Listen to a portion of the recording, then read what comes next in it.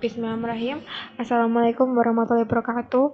Perkenalkan, nama saya Ardina Kusma Wulandari, mahasiswa UNS Prodi Manajemen Pemasaran kelas 23B dengan NIM V1323026. Di sini saya akan mereview ulang materi yang disampaikan oleh Bapak Lutfi Aulia Rahman, yaitu matkul advertising dan promotion practice. Langsung saja ke materi yang pertama. Nah, di sini saya akan menyampaikan materi yang pertama, yaitu IMC, yaitu Integrated Marketing Communication. IMC sendiri memiliki definisi, yaitu sebuah proses bisnis strategis yang digunakan untuk merencanakan, mengembangkan, mengeksekusi, dan mengevaluasi serangkaian program komunikasi merek yang terkoordinasi, terukur, dan persuasif selama periode waktu tertentu dengan konsumen, pelanggan, prospek, serta audien eksternal atau internal lain yang ditargetkan dan relevan. Lalu MC sendiri memiliki beberapa elemen. Yang pertama, direct marketing atau pemasaran langsung. Kedua, public relation atau hubungan masyarakat. Kedua, sales promotion atau promosi penjualan. Lalu personal selling, penjualan personal, advertising atau iklan.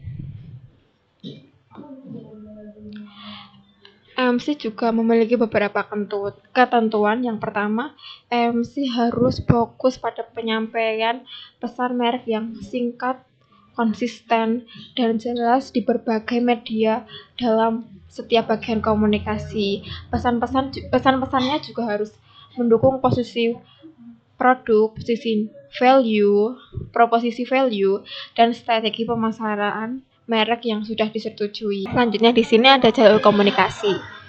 Setiap jalur komunikasi ini nanti memiliki tujuan dan kelebihan sendiri untuk memasarkan produk dan layanan. Mereka sering dan efektif digunakan dalam kombinasi untuk memaksimalkan penyampaian pesan merek. Jalur komunikasi yang pertama ada advertising atau iklan, biasanya di televisi, radio, majalah, koran, dan outdoor atau transit. Lalu selanjutnya ada sales promotion atau promosi penjualan seperti diskon, kupon, sampel gratis, dan loyalty program. Selanjutnya ada public relation atau hubungan masyarakat seperti media conference, content distribution, community relationship, dan brand awareness. Lalu ada brand visibility atau visibilitas merek, yaitu product placement, venue identification, event sponsorship, licensing opportunities, dan brand logo merchandise. Selanjutnya ada digital platform atau platform digital seperti website, sosial media seperti Instagram, TikTok, YouTube, dan lain-lain. Ada email, SEO, dan mobile apps.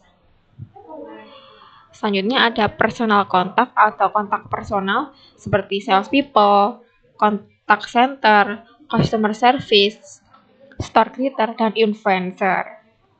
Lalu di sini saya akan menjelaskan secara lebih jelas lagi tentang jalur-jalur komunikasi dalam IMC. Yang pertama ada advertising atau periklanan. Periklanan ini adalah suatu bentuk komunikasi persuasif yang dibuat untuk tujuan tertentu, ditunjukkan kepada audiens tertentu, dan memerlukan pembayaran untuk pesan yang disampaikan melalui media milik sendiri. Jadi iklan ini bisa dibilang adalah jalur komunikasi yang paling persuasif dalam IMC, karena tujuan dari periklanan ini adalah mempengaruhi persepsi dan perilaku pelanggan agar dapat membeli atau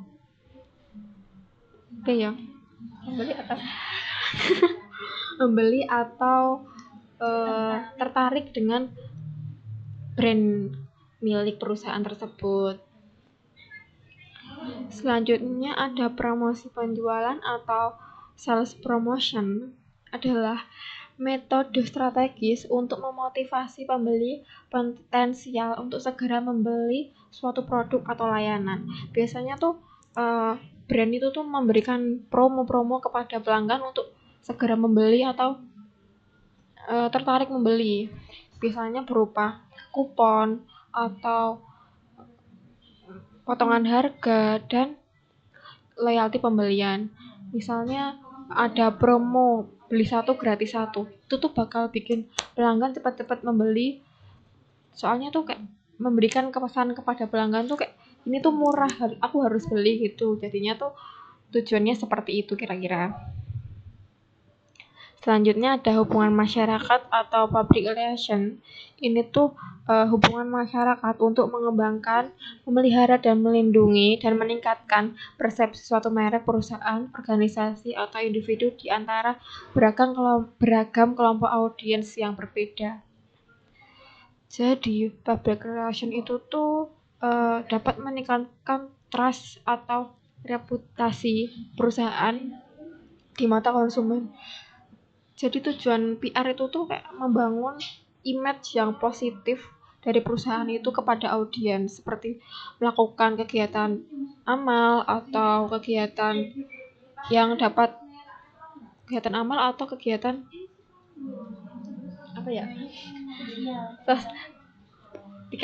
Kegiatan amal atau sosial kepada yang memerlukan bantuan, misalnya ada bencana alam atau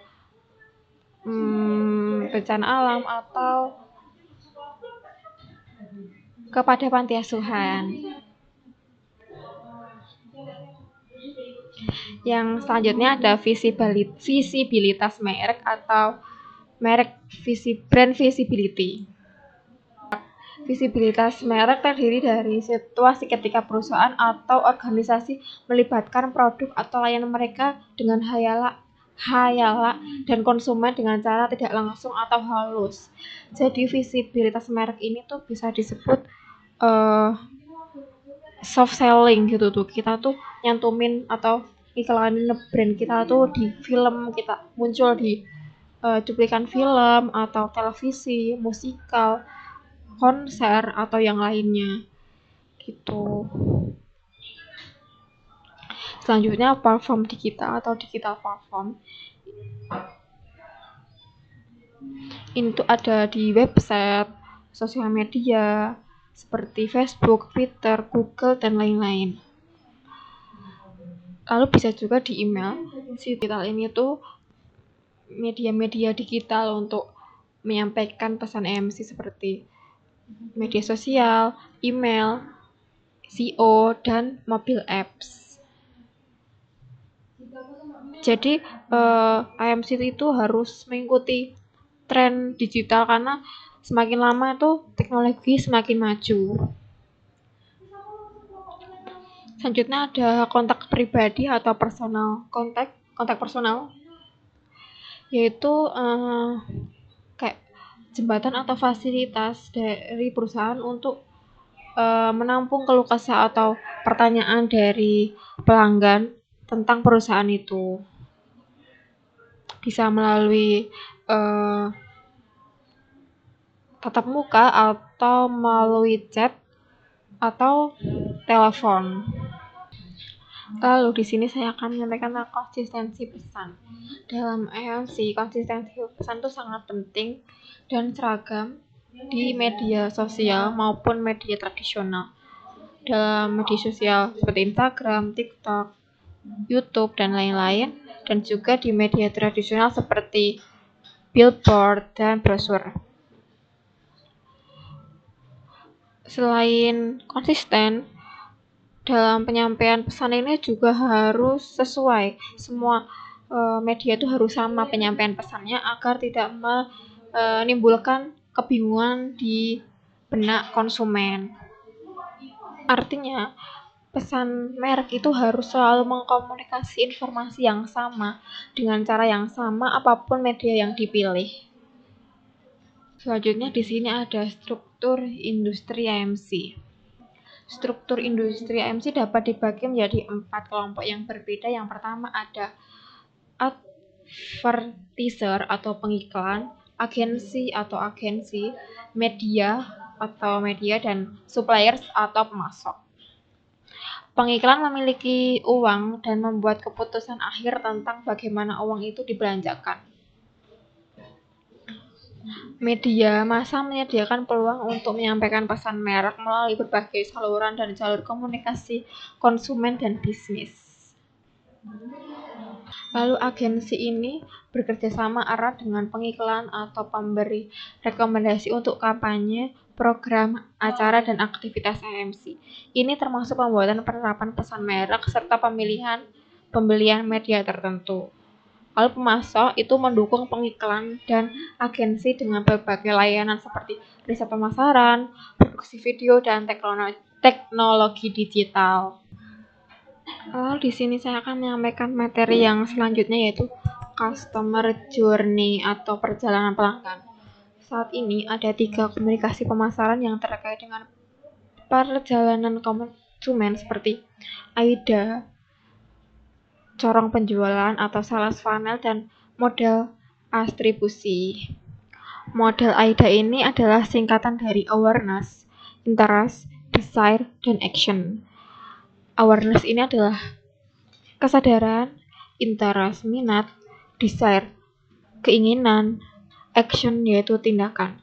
Ini selalu dikaitkan dengan iklan konvensional terutama televisi dan media massa tradisional lainnya. Ini juga merupakan upaya ilmiah pertama untuk mengukur efektivitas pesan merek dan komunikasi pemasaran. Corong penjualan juga disebut corong pemasaran adalah turunan yang sangat populer dari model AIDA. Model ini langsung diadaptasi untuk semua bentuk media digital dan pemasaran online. Model ini memberikan cara cepat dan mudah untuk menunjukkan bukti kinerja. Ada ribuan bahkan jutaan faktor yang mempengaruhi selama perjalanan konsumen, termasuk komunikasi interpersonal, pesan persuasif, dan konten online. Model AIDA dan corong penjualan tidak mempertimbangkan faktor-faktor ini. Kedua model tersebut dirancang untuk menunjukkan hasil namun tidak aktivitas dan peristiwa yang terjadi selama prosesnya. Karena itulah model atribusi dibuat.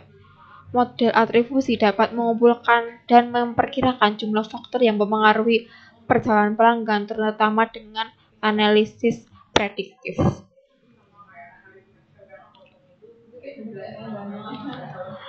Model AIDA dirancang untuk menggambarkan langkah-langkah yang akan dilakukan konsumen sebelum membeli produk atau layanan dari sebuah brand. Ini adalah konsep yang logis, praktis, dan mudah dipahami dan langsung diterima dan digunakan oleh agensi pengiklanan dan pengiklan. Model AIDA selalu digambarkan dalam bentuk segitiga. Asumsinya adalah bahwa iklan mulai mempengaruhi proses pengambilan keputusan konsumen dengan membangkitkan kesadaran konsumen terhadap suatu merek. Mencapai tingkat kesadaran yang lebih tinggi memberikan peluang besar untuk mengubah pikiran dan suasana hati pembeli serta mendorong mereka ke tahap berikutnya, yaitu minat yang lebih besar untuk membeli merek tertentu diikuti dengan keinginan yang lebih kuat. Setelah terpapar terus-menerus oleh iklan dari perusahaan atau promosi penjualan, konsumen akhirnya akan termotivasi untuk mengambil keputusan di action. Selanjutnya ada sales funnel atau corong penjualan. Visualisasi yang paling umum digunakan membagi corong ini menjadi 3 bagian terpisah, bagian atas, tengah, dan bawah. Agensi atau pengiklan dengan senang hati menyebutkannya sebagai tofu atau top of the funnel, mofu atau middle of the funnel, dan bofu bottom of the funnel. Lalu di sini saya akan menjelaskan lebih lanjut apa sih pengertian dari tofu, mofu, dan bofu. Tofu ini adalah awareness stage, yaitu audiens paling luas, paling umum, dan tidak siap untuk melakukan konveksi. Selanjutnya ada mofu, consideration stage, yaitu audiens yang ditargetkan memiliki persona membeli, mungkin sudah menjadi prospek untuk membeli sebuah produk dari brand. Lalu ada bofu, yaitu destination stage, yaitu audiens lebih sempit, MQL atau SQL siap untuk membeli. Jadi BOFO itu kayak step yang dimana audiens tuh udah mau membeli produk dari sebuah brand.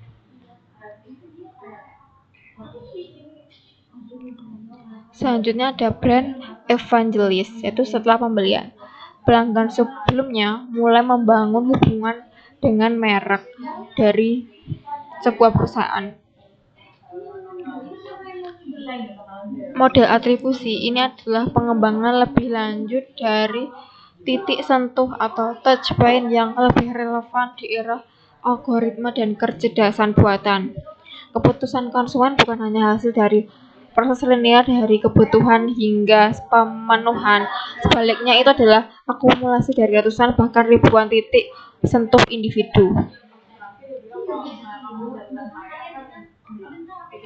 Model atribusi menciptakan kerangka kerja untuk menganalisis titik sentuh ini, mencakup media tradisional, media digital, promosi penjualan, hubungan masyarakat, visibilitas merek, kontak pribadi, dan semua bentuk komunikasi pemasaran EMC lainnya. Nilai memberikan pada titik sentuh individu dan dihubungkan secara matematis dalam suatu formula. Lalu di sini saya akan menyampaikan materi tentang Customer Satisfaction Survey. Customer Satisfaction Survey adalah alat pengumpulan data yang digunakan perusahaan untuk mengukur tingkat kepuasan pelanggan terhadap produk, layanan, atau pengalaman berinteraksi dengan brand. Biasanya survei ini dilakukan selama 3 bulan. Data ini berasal dari perspektif atau respon dari pelanggan. Dan data ini tidak harus menunggu hasil survei keluar, tapi juga bisa tiap kontak yang dilakukan dengan customer. Customer Satisfaction Survey ini berguna untuk mengatasi komplain kecil dari pelanggan, menciptakan komunikasi dua arah dari perusahaan dan pelanggan, dan juga survei pelanggan yang dapat dilakukan kapan saja. Selanjutnya ada relationship marketing, strategi pemasaran yang berfokus pada membangun dan mempertahankan hubungan jangka panjang dengan pelanggan, bukan transaksi sekali beli saja lalu tidak ada relationship lagi. Jadi kayak relationship marketing itu tuh menjalin hubungan long last dengan pelanggan. Tujuan dari relationship marketing ini ada 3. Yang pertama, membuat pelanggan berpikir perusahaan kita adalah pemasok yang baik. 2, pelanggan menghargai hubungan dengan produk kita sehingga membuat mereka tidak akan mempertimbangkan produk lain. Jadi ini tuh bisa meningkatkan loyalitas pelanggan terhadap brand kita. 3, menyarankan bahwa semua titik kontak pelanggan dikelola untuk memuaskan pelanggan. Sekian review materi yang saya sampaikan mengenai advertising dan promotion practice. Kurang lebihnya saya mohon maaf. Wassalamualaikum warahmatullahi wabarakatuh.